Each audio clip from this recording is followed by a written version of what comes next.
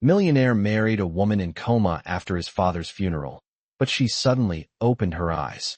Hello everyone. Before we begin today's story, I have a small favor to ask. Please hit subscribe and turn on the notification bell so you never miss our channel's new videos. It's quick, free, and the best way to support us in bringing you more dramatic stories. Your support means the world to us.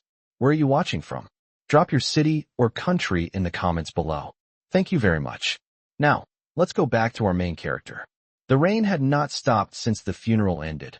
A cold, steady drizzle soaking the black marble steps of the cemetery as mourners slowly disappeared into their cars, leaving behind fresh flowers, wet soil, and the heavy silence that follows power when it finally bows to death. Ethan Blackwood stood alone in his tailored black coat, his hands clenched at his sides, his jaw tight, his eyes fixed on the casket lowering into the ground. His father had been a titan in business, a man whose name could move markets and crush rivals with a single phone call, yet in this moment, none of that mattered. All Ethan could hear was the echo of his father's last words, spoken weeks ago in a hospital room that smelled of antiseptic and regret. "Promise me," his father had said, his voice thin but unyielding. "Promise me you won't let her be alone." At the time, Ethan had nodded without fully understanding what that promise would cost him. Hours later, after condolences were exchanged and black umbrellas folded shut, Ethan did not return to his penthouse or the boardroom waiting for him downtown. Instead, he told his driver to take him to St. Augustine Medical Center, the same private hospital where his father had drawn his final breath and where, on the top floor, another life remained suspended between machines and silence. The elevator ride felt endless as it climbed, the soft hum filling the space where thoughts should have been, and when the doors finally opened, the hallway lights reflected off polished floors so clean they felt unreal. Nurses nodded quietly as Ethan passed, some recognizing him, others sensing the weight he carried and choosing not to speak. He stopped in front of room 1207, hesitated for a brief moment, then pushed the door open. Inside, the world slowed to the rhythm of a heart monitor, beep by measured beep, each sound marking time for a woman who had not opened her eyes in over a year. Lying there was Claire Monroe, his wife by law, a woman he had married without vows, without witnesses, without her ever knowing. Her dark hair rested against a white pillow, her face pale but peaceful, as if she were simply asleep after a long, exhausting day. Tubes and wires traced quiet paths across her body, and yet, despite the machines, there was something undeniably human about her stillness. Ethan stepped closer, removing his coat, placing it carefully on the chair beside her bed, as if preparing to stay. He looked at her hand, slender and unmoving atop the blanket, and slowly, almost reverently, he took it in his own. It was cool to the touch. "I kept my promise," he said softly, his voice low, controlled, but edged with something dangerously close to breaking. "I married you. I protected everything he asked me to protect." He swallowed, eyes fixed on her face, searching for any sign, any flicker that might prove she could hear him. "I don't know if you ever wanted this," he continued, the words heavier now, "but I won't walk away. Not after today." Outside the window, the rain pressed harder against the glass, and inside the room, the machines continued their steady watch, unaware that this was not just the end of a funeral, but the beginning of a story no one could have predicted, a marriage born from grief, duty, and a promise that was about to be tested in ways Ethan Blackwood never imagined. The marriage had not been born from love, and that truth weighed heavily on Ethan Blackwood as he sat alone in the quiet conference room of Blackwood Holdings the morning after the funeral, the city skyline stretching beyond the glass walls like a reminder of everything he was expected to control. The lawyers had arrived early, dressed in dark suits, their folders thick with documents his father had prepared long before his heart finally failed. Ethan listened as they spoke, their voices calm and precise, explaining clauses and contingencies, but one condition echoed louder than all the rest. His father's estate, the controlling shares of the company, and the private medical foundation that bore the Blackwood name would only remain intact if Ethan honored the legal marriage arranged months earlier. A marriage designed not for romance, but for protection. Claire Monroe had not been chosen at random. She had been a senior research coordinator at the very foundation his father funded, a woman known for her integrity, her refusal to bend data or accept bribes, and her quiet opposition to a pharmaceutical merger that would have gutted patient care in favor of profit. When she was struck by a hit-and-run accident one rainy night, left in a coma with no immediate family to speak for her, his father had made a decision that stunned everyone. He arranged a legal marriage through power of attorney, binding Ethan to a woman he had met only once in passing, a woman who lay unconscious as papers were signed in sterile rooms. At the time, Ethan had argued fiercely, calling it manipulation, calling it cruel, but his father had looked at him with the same steel-eyed resolve that built an empire from nothing. He told Ethan that power without conscience destroyed itself, that Claire was the last safeguard against men who wanted to bleed the foundation dry, and that if Ethan ever wanted to prove he was more than a billionaire's son, he would keep her safe. Now, seated at the head of the table, Ethan realized how carefully his father had planned every move. Board members circled like sharks, some openly questioning the legitimacy of a marriage to a woman who could not speak, others hinting that Ethan should declare her unfit and dissolve the arrangement. One director leaned forward, his voice smooth, suggesting that a prolonged coma was an unfortunate burden and that the company needed stability, not sentiment. Ethan did not raise his voice when he responded. He simply stated that the marriage was legal, that Claire Monroe was his wife, and that any attempt to challenge her status would be met with immediate legal action. The room fell silent, and for the first time since his father's death, Ethan felt the weight of leadership settle fully on his shoulders. Hours later, back at the hospital, he sat beside Claire again, the sterile quiet wrapping around them as evening lights flickered on across the city. He told her about the meeting, about the men who wanted her erased because she could not defend herself, and about the promise he intended to keep. He spoke slowly, deliberately, as if clarity itself might reach her through the silence.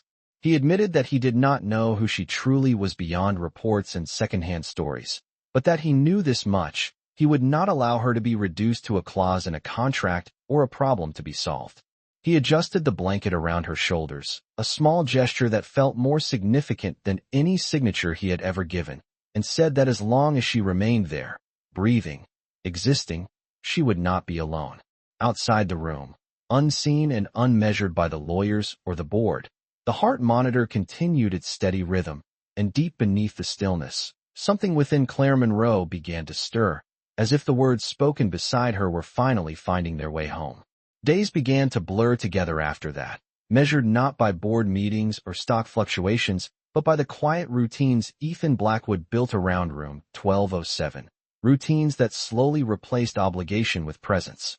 Every morning before sunrise, he stopped at the same coffee cart across from the hospital, ordering a plain black coffee he rarely finished, then rode the elevator up alone, carrying the stillness of dawn with him. Inside the room, he greeted Claire as if she were awake, saying her name first, always her name, because he believed names mattered, even when no one seemed to hear them. He learned the cadence of the machines, the subtle rise and fall of her chest, the way her fingers curled slightly when the nurse adjusted her position, and he memorized these details the way he once memorized balance sheets, because paying attention was the only thing that felt honest. Ethan began reading to her in the evenings, choosing books from the hospital library not because he thought she liked them, but because he needed something human to fill the space between beeps and breathing. He read slowly, carefully enunciating every word, his voice steady even when his thoughts were not, and sometimes he paused to tell her about the day, about a decision he made or a meeting he refused to attend, explaining it as if her opinion mattered, because somewhere along the way, it started to. Nurses noticed the change before he did. One of them, an older woman with kind eyes, remarked quietly that patients often responded to familiar voices, and Ethan nodded without asking for proof, because proof no longer felt necessary. He adjusted Claire's blanket every night, smoothing the fabric over her shoulders with the same care his mother once used when he was a child, and when he slipped the wedding ring onto her finger again after a routine cleaning, he felt something tighten in his chest, a realization that the symbol no longer belonged to a contract alone. Late one night, as rain tapped softly against the window, Ethan found himself talking about his father, about the man who demanded excellence and offered affection sparingly, about how he never said he was proud, yet built a future so carefully it still guided him from beyond the grave. He told Claire that he was angry, that he was grateful, and that he did not know how to separate the two. And for the first time since the funeral, his voice broke, just slightly, before he steadied himself again. He apologized to her then, not for the marriage, but for the silence she had endured, for the fact that her life had been decided while she lay unable to object, and he promised that if she ever woke up, he would give her a choice, a real one, even if it meant losing everything his father left him. As he held her hand, thumb resting gently against her knuckles, the heart monitor registered a brief irregularity, subtle enough that only someone watching closely would notice. Ethan froze, eyes fixed on the screen, his breath caught between hope and caution, but the rhythm returned to normal just as quickly, leaving him unsure whether he imagined it. He did not call for a nurse. He did not celebrate. Instead, he leaned closer and continued speaking, his voice lower now, more intimate, telling her that tomorrow he would bring her favorite flowers, the ones he learned she preferred after quietly asking a colleague from the foundation, and that no matter how long it took, he would keep showing up. Unseen beneath closed eyelids, something shifted, not dramatic, not sudden, but present, as if the words that had once been lost in silence were finally beginning to gather, waiting for the right moment to return. The subtle changes did not announce themselves with drama or certainty. They arrived quietly, almost apologetically, woven into the ordinary rhythms of the hospital days. Ethan now knew by heart. It began with small things that could easily be dismissed, a faint tightening of Claire's fingers when a nurse brushed past her arm, a slight change in her breathing when Ethan spoke her name instead of speaking around her, and once, just once, a barely perceptible flutter beneath her eyelids that vanished before he could be sure it was real. Ethan mentioned nothing at first, afraid that naming hope would somehow scare it away, but the nurses noticed too, exchanging glances during routine checks, their professionalism tempered by cautious curiosity. One afternoon, the attending physician reviewed Claire's charts with a thoughtful frown, pointing out minor fluctuations in brain activity that did not yet indicate consciousness but suggested responsiveness, the kind that often preceded meaningful change. Ethan listened intently, hands folded, his posture controlled, but inside him something shifted, a fragile thread of belief tightening into something stronger. He adjusted his schedule without announcement, canceling overseas meetings, delegating authority he once guarded fiercely, and choosing instead to spend longer hours at Claire's bedside, not because anyone asked him to, but because leaving now felt unthinkable. He brought fresh flowers every other day, learning which scents were too strong and which seemed to soften the room. And he continued talking, sometimes about trivial things, sometimes about choices he faced, treating her silence not as absence, but as space. One evening, as the sun dipped low and painted the hospital windows in amber light, Ethan described the foundation his father had built, explaining how its mission had been quietly redirected by people who valued profit over patience, and how Claire had been one of the few who stood against that shift. He admitted that before this, he had never truly understood why his father trusted her. But now, watching the steadiness with which she endured this limbo, he felt that trust settle into him as well. During a routine neurological test, a technician paused, repeating a stimulus after noticing a delayed response, a small spike that did not belong to chance alone. The doctor remained cautious, emphasizing that recovery was unpredictable, that progress was not linear, and that hope must be tempered with realism. But Ethan heard something else beneath the words, permission to believe without apology. That night, after the room grew quiet and the lights dimmed, Ethan held Claire's hand and spoke more softly than ever, telling her that there were people waiting for her voice, whether she knew it or not, and that even if she never woke, her presence had already changed the course of things she would never see. As if in answer, the heart monitor registered another slight irregularity, brief but undeniable, and this time, Ethan pressed the call button, his voice steady as he requested assistance. Nurses arrived quickly, calm but alert, observing, noting, documenting, and while the room returned to order, something intangible lingered, a shared awareness that this was no longer a waiting room for endings, but a threshold. Later, alone again, Ethan sat back and exhaled slowly, his reflection faint in the darkened window, and for the first time since his father's death, he allowed himself to imagine a future not defined by obligation alone, but by the possibility that the woman beside him was slowly finding her way back, guided not by machines or mandates, but by the simple fact that someone had chosen to stay. The moment did not arrive with alarms or sudden chaos, but with a silence so complete that Ethan felt it before he understood it, a pause in the familiar rhythm of the room that made him look up from the chair beside Claire's bed. The heart monitor still pulsed, steady but different, as if listening instead of merely counting, and for a brief second Ethan wondered if exhaustion had finally begun to play tricks on him. He leaned forward instinctively, close enough to notice a faint tension along Claire's jaw, a change so subtle it could have been dismissed as nothing, except that it was followed by a breath that did not match the pattern he had memorized over weeks of watching. "Claire," he said quietly, his voice careful, almost afraid to disturb the air between them. Her fingers twitched beneath his hand, not the reflexive movement he had been warned about, but a deliberate tightening, slow and unmistakable. Ethan froze, every muscle locked in place, his pulse suddenly louder than the machines around them. "Claire, it is me," he said again, words steady only because he forced them to be. The heart monitor responded with a slight acceleration, the sound sharp in the stillness, and then, impossibly, her eyelids fluttered. Once, twice, and then they opened. Her eyes were unfocused at first, clouded by light and confusion, but undeniably awake, searching without knowing what they were searching for. Ethan stood so abruptly that the chair scraped softly against the floor, his hand still wrapped around hers, anchoring them both.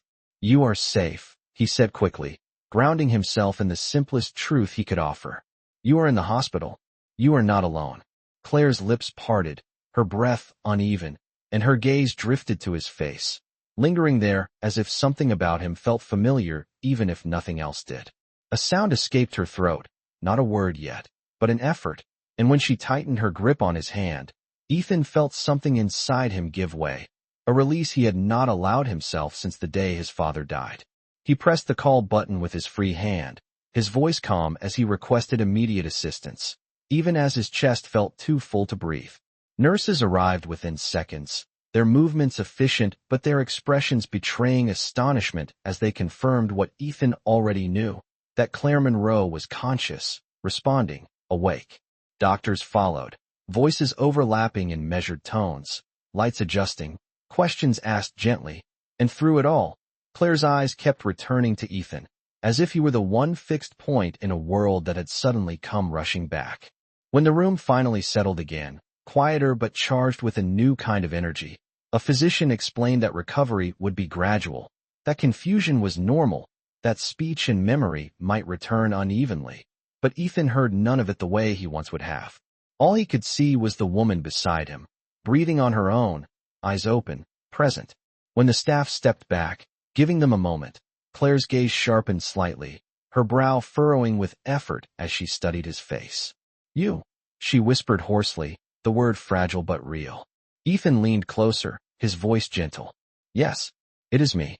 Her fingers tightened again, and after a long pause, she whispered something else, something that shattered the careful composure he had built piece by piece. "You kept coming," she said, each word a struggle, yet filled with certainty. Ethan closed his eyes briefly, the weight of those words settling deep within him, because in that instant he understood that everything he had done, every quiet hour spent speaking into the silence, every promise made without knowing if it would ever be heard, had reached her after all. He nodded once, unable to trust his voice, and when he opened his eyes again, he saw not a patient defined by machines, but a woman returning to herself, and a future that had just taken its first breath. Recovery did not unfold as a gentle continuation of the miracle. It arrived carrying questions, fragments, and unease that no one could ignore for long. In the days that followed Claire's awakening, doctors spoke carefully about neurological progress, about muscle weakness and memory gaps, but it was the quieter moments that revealed something deeper stirring beneath the surface. Claire would sometimes fall silent mid-conversation, her eyes drifting away as if pulled by an image just out of reach, and when Ethan asked what she was thinking, she would shake her head slowly, unsettled by the feeling that something was missing. One afternoon, As Rain traced familiar paths down the hospital window, Claire asked him a question that shifted the air between them. She asked why she remembered headlights and water, why the sound of metal tearing made her chest tighten even when no one mentioned the accident. Ethan answered honestly, telling her what he knew, that she had been found after a hit and run, that the case had gone cold, that no driver was ever charged. Claire listened, her expression distant, then whispered that the memory did not feel random, that it felt intentional. Later that evening, after she fell asleep, Ethan requested access to her medical file, something he had avoided out of respect until now. As he reviewed reports and timelines with a more critical eye, details emerged that no one had questioned closely enough at the time. The accident occurred only days after Claire formally opposed the merger during a closed foundation meeting. The vehicle that struck her had been identified only as a dark sedan, its plates obscured by rain, its route conveniently intersecting with a construction detour approved by a subsidiary company tied to Blackwood Holdings. Ethan felt the slow burn of realization settle in his chest as he connected dots his father had likely seen long before his death. When he brought his concerns to the hospital administration, a senior physician admitted that Claire's injuries were inconsistent with a typical pedestrian collision, suggesting speed and angle that pointed toward intent rather than negligence. The truth began to surface quietly, but not unnoticed. Word reached the board.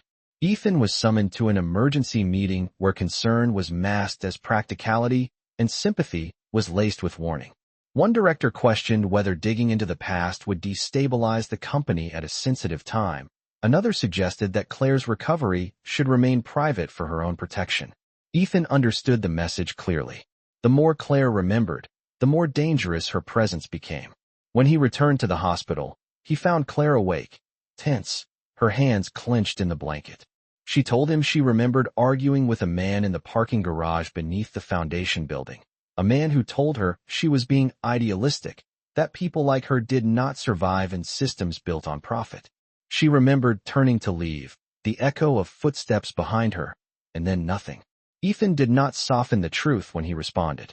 He told her that the merger was back on the table, that powerful people wanted her silent again, this time legally, permanently. Claire looked at him, fear flickering briefly before resolve replaced it, and asked him why he married her. The question landed heavier than any accusation. Ethan told her everything, about his father's decision, about the marriage arranged to protect the foundation and her voice, about the promise he made in a hospital room filled with regret. For a long moment, Claire said nothing. Then she asked him the one thing he had feared since the day she opened her eyes. She asked whether he would have stayed if there had been no condition, no inheritance, no obligation. Ethan answered without hesitation, saying that whatever began as duty had become a choice, and that if standing beside her meant losing his position, his wealth, or his name, he would still stand there. Outside the room, footsteps approached, and a knock followed, sharp and deliberate. A lawyer from the company requested a private word. Ethan stepped into the hallway, already knowing that the real battle had just begun, because Claire Monroe was awake, remembering, and no longer willing to disappear, and the world that had tried to erase her was about to push back. The confrontation did not wait for Claire to regain her strength. It arrived swiftly, dressed in legal language and urgent calendars, demanding Ethan's attention while she was still learning how to stand without shaking. The board called an emergency session, under the guise of protecting the company, but the intent was unmistakable. Ethan entered the glass-walled boardroom 2 days later with the same calm precision he once used to close billion-dollar deals, though this time he carried no presentations, no compromises. Faces turned toward him, some tight with irritation, others carefully neutral, as the chairman opened with concern for his personal situation before pivoting quickly to the matter at hand. They spoke of risk, of instability, of how public scrutiny surrounding Claire's recovery and allegations of an attempted cover-up could erode investor confidence. One executive suggested placing the foundation under temporary outside management. Another implied that Claire's opposition to the merger had been emotional rather than informed. Ethan listened without interruption until the room fell quiet. Then he stood, resting his hands on the table, and spoke with a clarity that left no room for negotiation. He stated that the merger was suspended indefinitely, that an independent investigation into Claire's accident would begin immediately, and that any executive found obstructing that process would be removed. A murmur spread through the room as someone reminded him that his authority was contingent upon shareholder approval, that he could be outvoted. Ethan nodded once and delivered the truth they had not anticipated. He told them he had already transferred his controlling shares into a blind trust overseen by the Foundation's Ethics Committee, rendering any attempt to coerce him meaningless. If they wished to remove him as chief executive officer, they could, but they would not touch the Foundation or silence Claire Monroe. The room erupted in objections, warnings, and veiled threats, but Ethan remained unmoved. He reminded them that leadership was not inherited or enforced, but chosen, and that he was choosing transparency over profit. When he left the room, he knew he had crossed a line that could not be undone. News traveled fast. By the time Ethan returned to the hospital, speculation had already begun circulating online, painting him as reckless, emotional, unstable. Claire was awake when he entered, her expression alert, the determination in her eyes sharper now than before. She asked him what he had done, and this time he did not shield her from the consequences. He told her everything, about the trust, the investigation, the likelihood that he would lose his position, perhaps his fortune. He waited for regret, for fear, for the moment. She might ask him to step back. Instead, Claire reached for his hand, her grip steadier than it had been the day she woke, and said that for the first time since the accident, she felt truly safe. She told him that silence had nearly killed her, that compliance would have finished the job, and that whatever happened next, she wanted to face it awake. The following morning, Claire requested a meeting with investigators, her voice still weak but unwavering as she recounted the confrontation in the parking garage, the threats disguised as advice, the sense that she was being warned rather than debated. Ethan sat beside her, saying nothing, his presence a constant reminder that she was no longer alone. By evening, subpoenas were issued, financial records were requested, and the merger was officially halted pending review. The cost was immediate. Sponsors withdrew. Stock prices dipped. Headlines questioned Ethan's competence. And yet, as he sat with Claire that night, watching her breathe without machines, watching her reclaim her voice word by word, he felt a certainty no market could measure. He told her that even if the world stripped him of every title he carried, the one choice he would never regret was standing where he was now. Claire looked at him for a long moment, then smiled faintly and said that perhaps the promise his father demanded was not about duty after all, but about courage, because it took far more strength to lose everything for the right reason than it ever did to keep it by staying silent. The truth did not explode into the world all at once. It unfolded through documents, testimonies, and quiet confirmations that slowly dismantled the carefully constructed facade surrounding Blackwood Holdings. Over the following weeks, investigators traced financial transfers routed through shell companies, uncovered emails marked urgent and confidential, and mapped a pattern of intimidation that pointed to a small circle of executives who believed profit justified any cost. Claire, growing stronger each day, reviewed statements alongside federal agents, her memory filling gaps that paperwork alone could not. She identified voices, recalled phrases that once felt like warnings disguised as mentorship, and confirmed that the man who confronted her in the parking garage had reported directly to a senior board member pushing the merger. When subpoenas turned into indictments, the boardroom that once dismissed her concerns fell silent. Executives resigned abruptly. Others were escorted out under scrutiny, and the merger was formally terminated, its collapse announced in a carefully worded press release that could not hide the magnitude of the reversal. The Foundation's mission was restored publicly, its charter amended to protect independent oversight, and funds earmarked for patient care were released immediately, reversing months of stalled programs. Ethan watched these developments from a distance he had not anticipated, because within days of the investigation's findings, he stepped down as chief executive officer, not forced by a vote, but by choice. He addressed the staff in a brief statement, acknowledging mistakes of a system that prioritized growth over humanity, and reaffirming that leadership meant accountability even when it cost everything. Markets reacted predictably, shares fluctuating, commentators speculating about his future, but Ethan felt an unfamiliar calm settle over him as the noise receded. At the hospital, Claire took her first unassisted steps down the corridor, each one deliberate, each one a quiet victory. And when she returned to the room, she found Ethan there, sleeves rolled up, reading through letters sent by foundation beneficiaries whose treatments had resumed, like reclaiming something that had always been hers. Ethan listened, then admitted that losing the company had stripped away everything he had been told defined him, and in its absence, he found something steadier, the knowledge that standing with her had not diminished him, but refined him.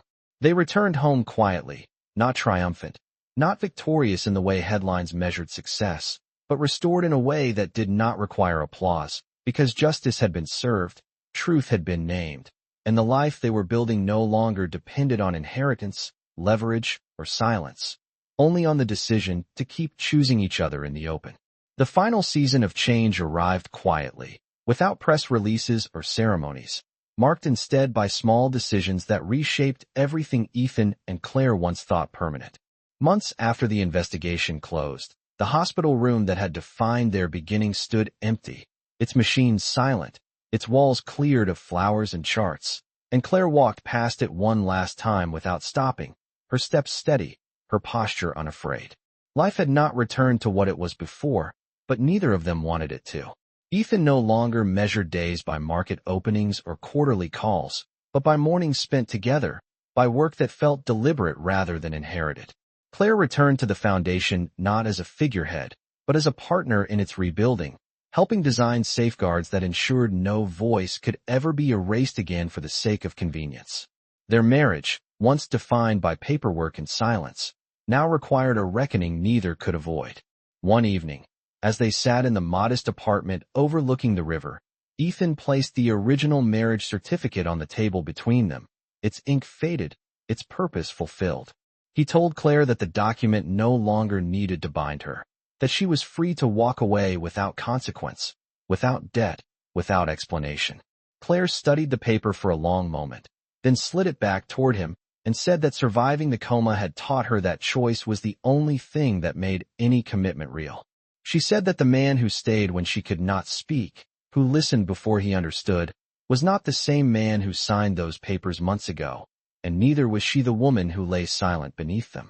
Days later, on a quiet morning beneath an open sky, they stood together again, not in a hospital or a courthouse, but in a small garden near the river where no one expected them to perform or prove anything.